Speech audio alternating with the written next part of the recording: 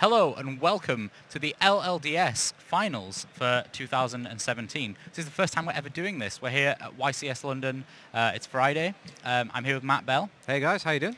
And yeah, we're here for the LLDS Finals for the first ever time. Yeah, we changed the system up this year. Previous years we've had a stage 2 that's more local to the regions. This time we decided to invite all of the best players from each of the local regions and bring them into one big tournament. And that included getting guys over from Oceania, and we've got the best of Europe. So we've kind of got like this, almost like a World Championships just for the Europe and Oceania region. Yeah, it's great. I mean, you proved yourself a local legend in your local community, and then we're going to see kind of the best battle. Obviously, it's kind of like a mini World Championships, which is great. In some regards, yeah. Yeah. So what's going to be happening over the course of this weekend? So obviously the YCS is tomorrow. We're going to be kind of interlacing the YCS with the LLDS during Saturday, so you guys won't be seeing this until Saturday. Probably, actually, we'll just had round 1 when you see this video. So yeah, we're kicking it off with an international match right off the get-go. So we have Tim Cox from the UK and Stephen Lau, the current reigning Australian national champion from Victoria in Australia. Yeah, very strong for Stephen. He's come out national champion, and he's also now here on an invite as well for the LLDS, so he's had a smashing season for him. It'd be interesting to see how the Spiral Mirror match, so there's what decks we're going to be playing. Yeah, spoilers. See if he's going to overcome Timothy Cox, but he seems like he's on a bit of a hot streak at the moment, Stephen. So yeah, absolutely. He's pretty well known, and we're going to be able to get into the deck list and things like that. But let's shoot on over to the table and not wait any longer to see our first Spiral match. Let's do this, guys.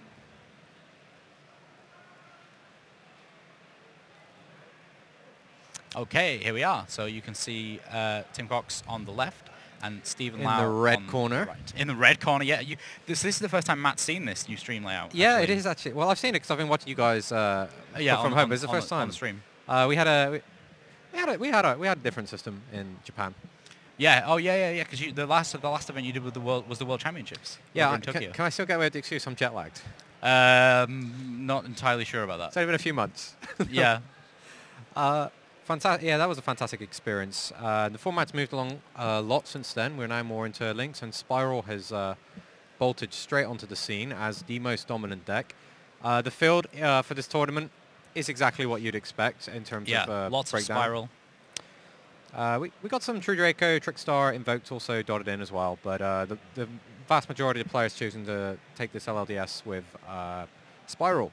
Yeah, absolutely. So, yeah, I mean, as expected, we got a lot of Spiral, right? Yeah, sure. The Spiral is undoubtedly the best deck. I actually thought Pendulum Magicians would hold on a little bit longer while people took the time to learn and master the Spiral combo. Yeah. Because something as simple as putting your monster in the wrong space can blank your entire turn. Yeah, absolutely. But everyone just seemed to catch on to it so fast, seeing the results from the OCG where Spiral is the #1 deck. Yeah, absolutely. I mean, it's been there kind of since the extra pack came out. Right? Yeah, and even YCS Dallas showing us just how strong these turn 1 combo boards are. Yeah. What was the percentage of it in the top cut? It was like 90% or something. It was over 90%. 29 Spiral, I believe, and 3 other decks. Yeah. Wow. Okay, so we actually have a cool little thing that for this event where we can take a look at the road that these guys took to getting their place and see their win rates and things like that. So I've got Tim's one here. Yeah, this is something Luke put together in the office last week when he found 5 minutes. Yeah, I was a programmer in a former lifetime. I knocked some Python code together. Did you just call me Mike? What? You just called me Mike. No, I said I was a programmer in a former life. Ah, my bad. I don't know where I got Mike from. Because I get triggered. I get triggered apparently. You get triggered. Mike does as well. So Mike and Matt in the office, they got both 4-letter M names. Anyway, yeah, so back to Tim. So he attended 10 LLDS tournaments to get his way here, and he had an 83% win ratio.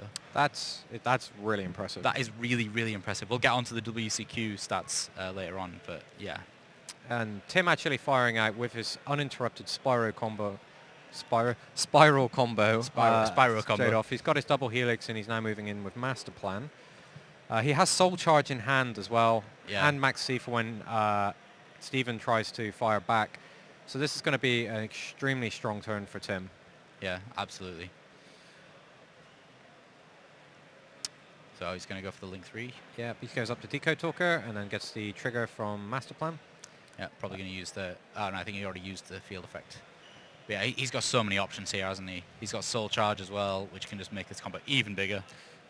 Yeah, I think Tim is pretty much going to be setting up a please concede Steven field. Yeah. Steven does have the terraforming quick fix. He has a big red, that's not so good because you want to associate with your quick fixes. He has the Master Plan, you want to get that off the double helix, so that's not amazing either. Yeah, Steven's hand definitely not going to stack up very well against Tim's start, especially when he's playing into a Maxi as well. Yeah. But we'll see. Could have some amazing top deck here. So let's have a look at the decks here. Are they much different? So I haven't had a chance to actually really look at these before we got started this morning, but there's nothing terribly out of the ordinary for Timothy, except he's playing the 10 hand traps. He's main decking 3 Ghost Reaper and Winter Cherries. Okay, interesting. Everything else is pretty standard. He is playing 2 double summon and triple machine duplication. As double summon, slightly less common. Machine duplication, absolutely. But yeah, not really pushing the boat out. Steven's actually playing 1 Oracle of Zephyr. Oracle of the Zephyr with set rotation, yes. Yeah. And he's also playing Dragon the, if I'm seeing this, the Psyframe gears. These are really interesting. I'm not sold on them. Like, in theory they can be good, but your opponent, you can play around them a little bit. Yeah. So... Yeah, they've never really had their limelight. Psyframes were always kind of... Whenever I saw them in action, they always seemed ridiculous. But yeah, again, yeah, it depends on your opponent doing something. Yeah, before you do anything. Yeah, they were always kind of on the brink of being absolutely amazing. And yeah, Tim's straight in there with an absolutely absurd field. A Firewall Dragon, co-linked twice, Helix, Ib of the World Chalice, Sleeper, equipped with Last Resort, and for the cherry on the top, his Spiral monsters cannot be targeted. Spiral cards cannot be targeted. Yeah, this is pretty strong here. Gofu. That's a pretty good start for Steven, and then Maxi coming down. And then, yeah, there it is. Steven going to be conceding immediately. He knows he's not going to be able to play through the double bounce opportunity of the Firewall Dragon, the double destruction from the Sleeper Agent, and still OTK, while without giving Tim a million cards. Yeah. In fact, his only option there would be to try and deck Tim out. I think that was his only chance of winning the game. Yeah, his hand wasn't amazing to be able to do that either. So yeah, Gofu was kind of the, that really helped his hand out. Yeah, that was like, I've got a chance now to actually try and play into this field, and then as soon as Maxi comes down, it's like, this isn't happening. So Tim in the side, he's got Artifact Scythe, 3 Artifact Sanctums, Lancia, Kaijuice, Imperial Order, Anti-Spell Fragrance, and 1 copy of Evenly Matched. Going second, the Evenly Matched could come in, especially against the Spiral deck. It's very, very powerful against the Spiral decks not playing Set Rotation. Set Rotation is probably the single best card for stopping Evenly Matched at the moment. Yeah, so Steven's actually playing Set Rotation 3 copies as well, so... Yeah, so actually this Evenly Matched for Timothy is going to be really bad if he brings this in against Steven's line. Yeah, it's not necessarily for the Spiral matchup when we are going to stop, see it this weekend. It seems really good to begin with, but then as soon as you realize that set rotation can just shut it down straight away, then it becomes way less good. Yeah, especially because field spells are just so important right now for so many of these decks. That set rotation is in some ways better than, you could argue it's better than terraforming in this format. Yeah, it is now that we've got evenly matched. Yeah. I imagine we're going to be seeing Kaiju's coming in here. Not so sure on the artifacts because the Artifact Sanctum needing to be set before you can get any mileage out of it. But definitely Kaiju's to actually play into a field that may have a protected Sleeper. Yeah. Spiral Agent. I'm trying to remember his full name now. It's a Spiral Sleeper Agent. I think Spiral Sleeper. I'm trying to think to myself. So what that board that Tim had there. What are we going to see that are going to be the breaks to that board? Because we're not going to see people scoop to that board every single time. What's the way of getting through that? Well, that one was extra nasty because of the Soul Charge follow-up, because it allowed for the double co-link firewall. So worst case, if you do get Kaiju over the Sleeper Agent, you can get the Sleeper Agent back. Or you can mess with your opponent's field when they're trying to set up, and if they don't have the Kaiju, you've of course got the Sleeper. Yeah. You need to one of the problems of this format actually is you kind of need to prevent the spiral player doing that, which is why hand traps are so unbelievably important. Yeah. There's not much to kind of break their board. You could go like Wing Dragon or Ra Sphere mode, but one of the problems that you have with this format, one of the niche interactions of the Spiral Agent drone, which is so important for making sure that your combos go through, is that you rearrange the top 3 cards of your opponent's deck and you stack them with your hand traps too late. Cheers for playing. So you actually, they're going to be playing with their opening 5. Yeah, they're going to open up. That's what they're getting with. Wow. Tim's actually opened Maxi. Hey, that's a hand that I really want to open going second against Spiral. That's an absolutely absurd start. You see Tim, he sat there, he's like, be cool, be cool. Be cool about it. Be cool about it. Steven's... He's nodding. He's like, yeah, that's fine. When do you draw on Lockbird, if ever? Do you even need that? Do you just play Maxi? The draw on Lockbird is a little bit tricky. I mean, if you know that your opponent's playing the side frames, you want to wait until they've put a monster on the field so they can't use the side frame. Right. Otherwise, you can just open yourself up to getting caught straight away by that, and then that puts you in a terrible situation. Yeah. Okay, Artifact Sanctum, Artifact Scythe. Those will slow the Spiral deck down a little bit, but yep, there we go. We're going to see the Maxi. Steven is displeased. Yeah, that's Maxi 2 games in a row on turn 1. Well, for during Steven's turn 1. The chances of that is actually really low. Yeah, I mean, if he goes double Helix Master Plan, that's 2 more cards he's given to Steven. Sorry, to Tim, and Tim has a really good start. Evenly matched. Yeah, he can actually resolve it because there's going to be no set rotation. So he goes into his main phase 1, enter battle phase, evenly matched. So Steven not really going to be able to put up much here without giving his opponent a bunch of cards, and he knows that Tim could very easily come out with no TK. Yeah, especially that. Tim's got the perfect hand here, right? Even if he does nothing, even if Steven does nothing here, then that's fine because he stopped him and he can do something. If he does something, then he can just evenly matched and destroy his whole board. Yeah, Tim's in a very good position. Steven, on the other hand, he's really fighting. He at least has cards where he could just say, all right, if I pass, I'm not 100% dead. Like, I at least have some form of interaction during my opponent's turn. But yeah, this is where it starts getting particularly nasty because Steven's decided he's going to play into this. It's actually a fun thing with the Spiral Mirror match. When you can time your Maxis onto the... they use the drone, they rearrange the top 3, they special summon the Super Agent. If you Maxi then, and they draw the card, a lot of players actually forget what they set as their second and third card.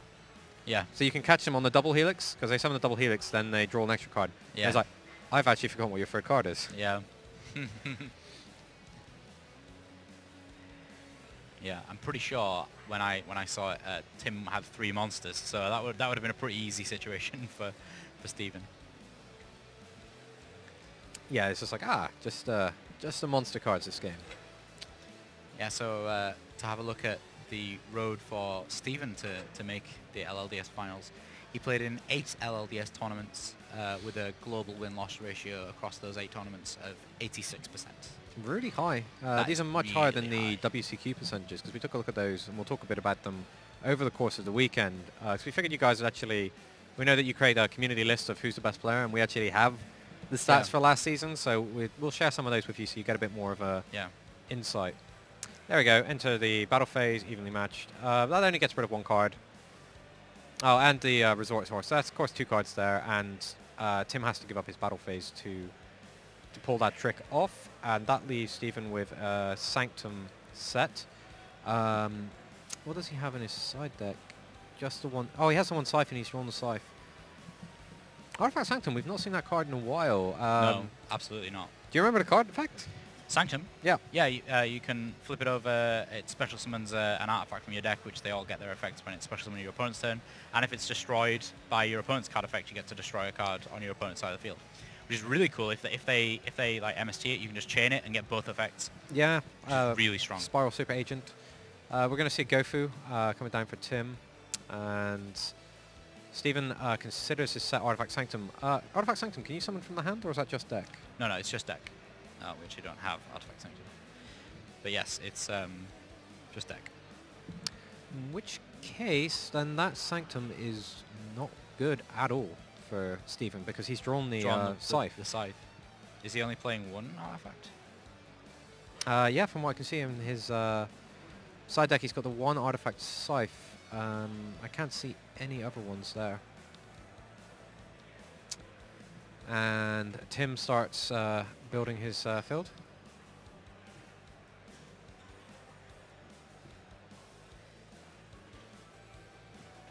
Ningrisu.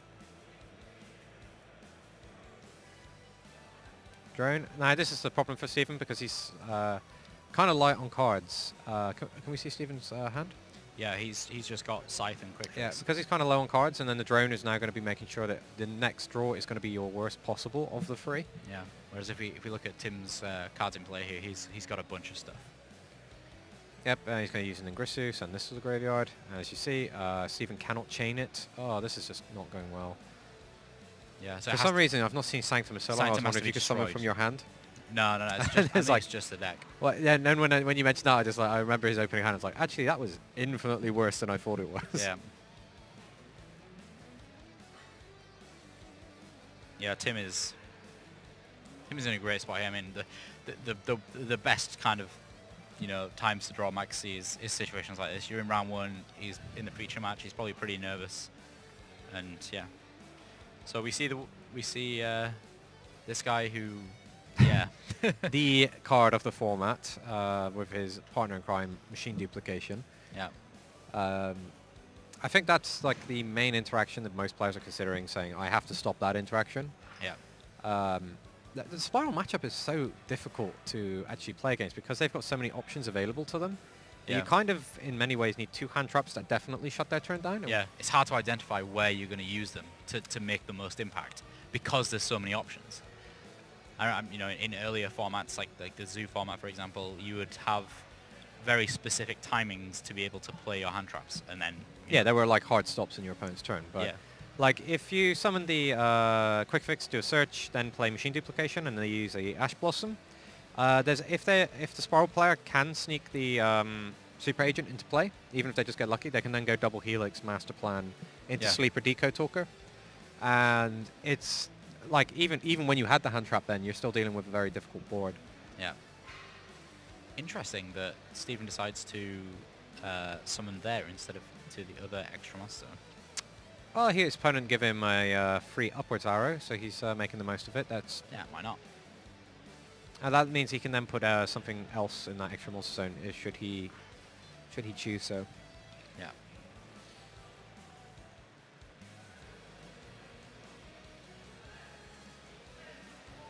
Judges just seem to be checking an interaction here. It looks like yep, Ash Blossom enjoys Spring. Oh, and Drone Lopbird. So I believe he's played Drone Lopbird and also Ash Blossom, and that was a question, can he do that? Yeah.